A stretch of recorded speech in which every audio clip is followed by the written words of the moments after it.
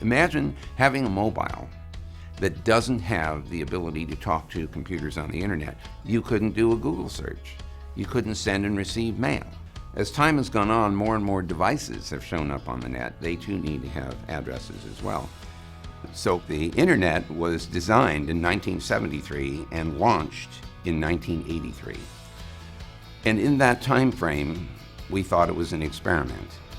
So we allocated address space, sort of like telephone numbers, sufficient to define 4.3 billion termination points in the internet. Now, I can tell you in 1983 that seemed like it would last forever, but remember, it was an experiment. The thing is that the experiment never ended.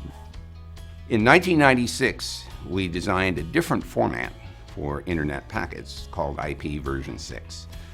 It has 128 bits of address space, translating that it's 3.4 times 10 to the 38th addresses. Okay, I'll translate again. 340 trillion addresses.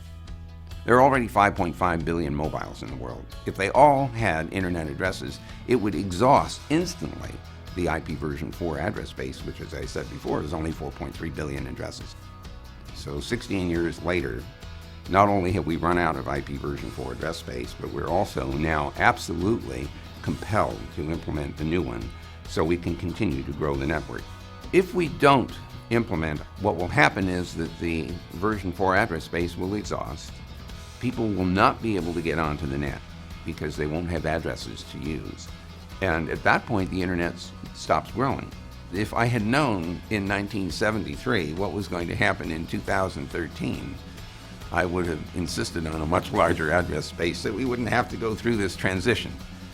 On June 6th this year, we are all, Google and others on the internet, are going to turn on the IPv6 capability.